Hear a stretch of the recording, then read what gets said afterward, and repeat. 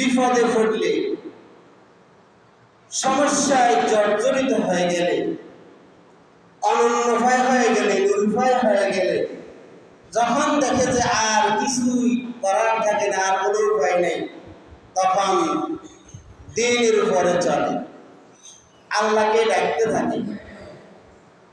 আর যখনই তার সেই বিপদ কেটে যায়, তখন দিন থেকে ছিটকে পড়ে।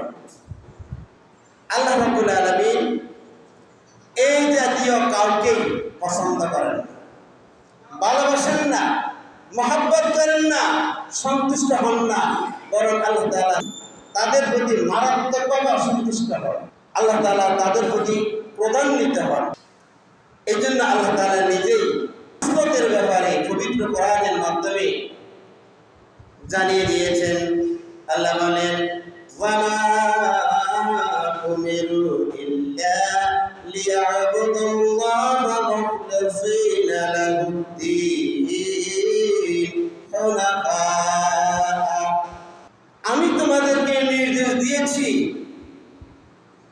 সর্ব অবস্থায় নিষ্ঠার সহিত কায়মান বাক্যে আমার দিনকে অনুসরণ করতেই হবে, আমার দিনকে মেনে চলতে হবে, আমার আদেশ নিষেধকে মান্য করতে হবে।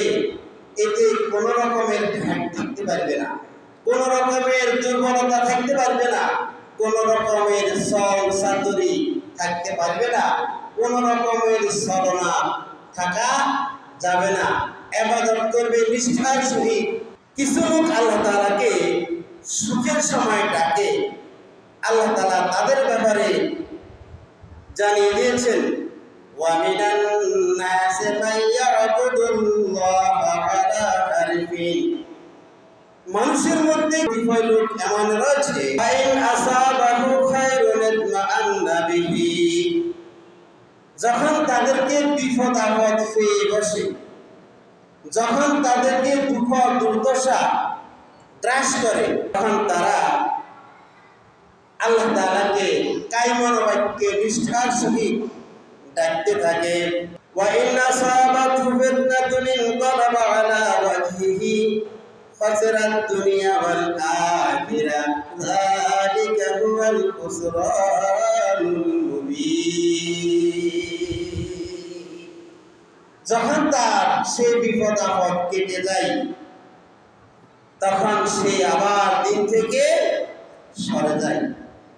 এই জাতীয় লোকগুলো আল্লাহ তাআলা বলেন, দুনিয়া তো ক্ষতিগ্রস্ত, আখিরাত ক্ষতিগ্রস্ত। আপনি একবার বিপদে পড়েছেন, বিপদে পড়ে আল্লাহকে ডেকেছেন, আল্লাহ তাআলা আপনার এই কাকুতি মিনতি দেখে দয়া পরবশ হয়ে আপনার বিপদকে দূরীভূত করে দিল। কিন্তু আপনি যখন আল্লাহকে ডাকা থেকে, আল্লাহকে স্মরণ করা থেকে ছিটকে পড়লেন, সরে গেলেন, বিমুখ হলেন, আপনার কি আর বিপদ আসবে না? নিশ্চয় আপনার বিপদ আসবেই। মানব জীবনটাই সুখ এবং দুঃখ দ্বারা বেষ্টিত। মানুষের জীবনে সুখ এবং দুঃখ দুইটাই আসে। সুখ এবং দুঃখ এই দুটাকে বাদ দিলে মানুষের জীবন কল্পনা করা যায় না।